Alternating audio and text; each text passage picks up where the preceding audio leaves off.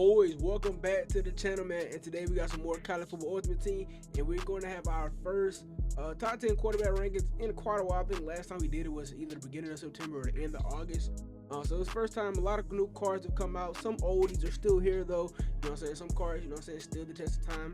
But yeah, we got a lot of new cards. Pretty interesting list. Let's get into it, man. At the bottom of our list at number 10 today, we do have Avery Johnson from Kansas State University. He's 6'3", 188.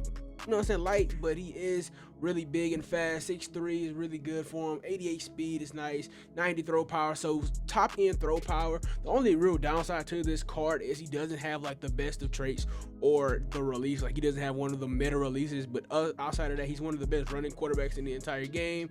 You know, he doesn't get the 85 juke move, which you would love to see, but he's pretty good on the run. Change direction is pretty nice as well. So you like running the Wildcat, he's definitely one of the guys. Now he doesn't have any like special ability tier, like he's silver, but there's no discounts on him because he was released in the end of season 2, but he's still very viable and he's pretty, you know, reasonably priced. In our number 9 spot tonight, though, we do have Jayden Daniels from LSU. You all know he's 6'4", 210 pounds, 88 speed, 88 throw power, 86 short, 87 mid, 88 deep. Now this card, while not statistically too crazy, like he's not, you know, statistically too much better than Avery Johnson, he does get all gold abilities. This is the ULTD version, so he is pretty expensive, but he is, you know, arguably one of the better quarterbacks, and he has one of the 2 to 3 best releases in the entire game. Like I said, he does get all gold. He has not that one. He does have the ability to get gold abilities, which is really nice and really dominant. Is why a lot of people are still running this card.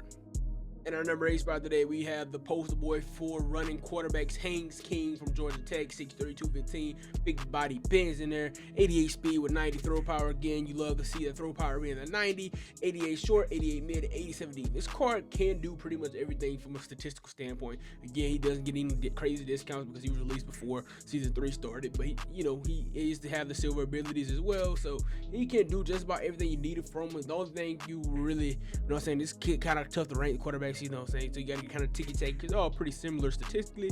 He just doesn't have one of those top end releases for me. In our number 7 spot, we have Lunch Winfield from the Raging Cajun, Louisiana Lafayette. He's 6'1", 221 though, 86 speed, 91 throw power, the highest throw power we've seen so far. I think tied for the highest in the entire game with 90 short, 91 mid, 88 deep action. Now the thing about this card, again, he doesn't have one of those top end releases, but he does, if you like running bronze abilities, as he is one of the name of the game cards, he does get bronzes double discounted.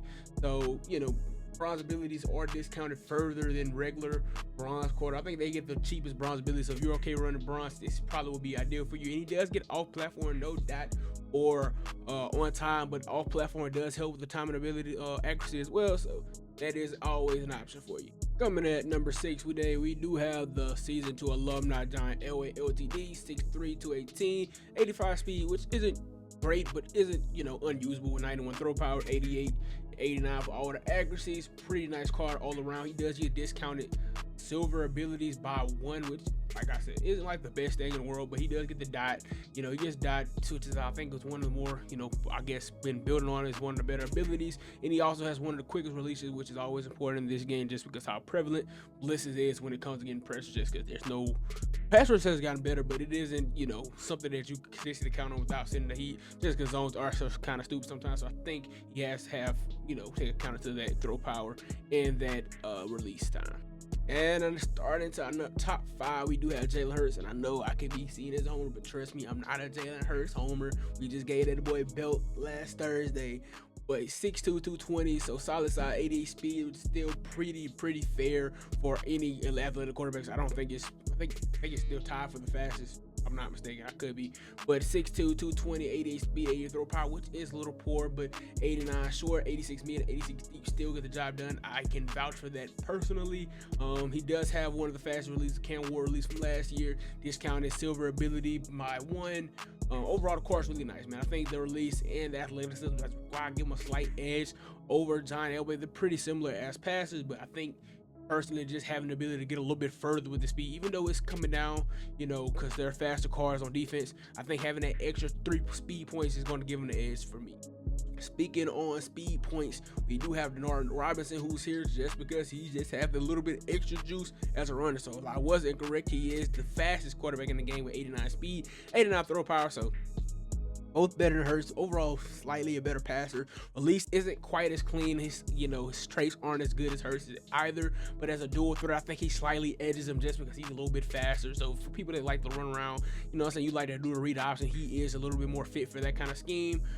Great athlete with the ball in his hand, and you see 88 spin, 90 jewel move. He has double discounts for silver abilities. I know that he is the magician. He does get off platform. I know dot is kind of where people want to be, dot or on time, but the off platform can offset some of those accuracy issues. So I think he definitely deserving of his spot here. In our 3 spot, I think it'll come to some people's shot, but maybe not. We have Ryan Leaf, 6'5", 235, and I really like this quarterback when we tried him out on the channel. He's at 86 speed, which isn't the greatest, but again, like with John Elway, it still gets the job done. 91 throw power, so top end throw power, pretty nice across the board for accuracy with 90 deep accuracy, 86 and 87 respectively for short and medium.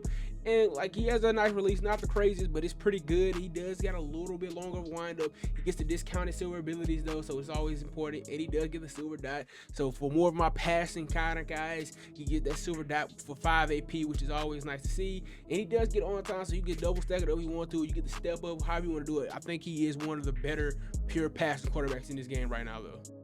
In our number 2 spot today, we have Nico Amaliva from UCLA, 6'6", 220, and I think he's a great combination of our last 2 entries. He has throw power that you would like to see with 91 from Ryan Leaf, and he has the speed with Bernard Robinson, and he has one of the better releases. It's a lot of people like the release. It's not too bad, it's solid release all around, 91 mid, 90 deep, 89 short. So he's a really good card, good in space as well. This is one of the better quarterbacks in the game. He's only real downside, he is a guy ahead of him.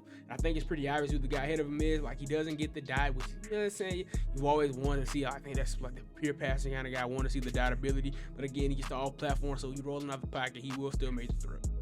But in our number 1 spot today, we do have Dante Moore from Oregon, 6'3", 210, 87 speed, 92 throw power, the best throw power in the game with 90 all across the board for accuracy, and he's just here for the aura. Nah, I'm kidding. But the reason he's here, he has one of the 2 best releases in the entire game. He has great stats all across the board, really athletic, big arm, everything you love to see. Not the best, not the greatest dual threat like when it comes to actually juking and spinning. He has the wheels to get out the pocket and do a lot of damage with on the ground, but I think his release and him having this dot ability over a guy like Nico who doesn't get the dot, so it gives you a little bit more to the passing edge of guys, and I think that's where the game is.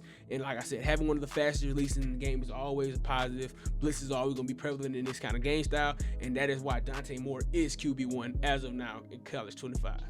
And boys, that just about does it for today's video, man. Let me know how you guys feel about our rankings today. How would you move the guys you would? Change anybody? Do I miss out on anybody that I give too much respect to release? I know that's always a big debate how important a release is, but I think it matters, at least when the game is so blitz heavy as it is right now. So let me know how you guys feel about that, and let me know if you're on the channel. I'm always down to try to you guys ideas. If you guys like the video, give me a thumbs up, greatly appreciate it. And until next time, I'll see y'all boys.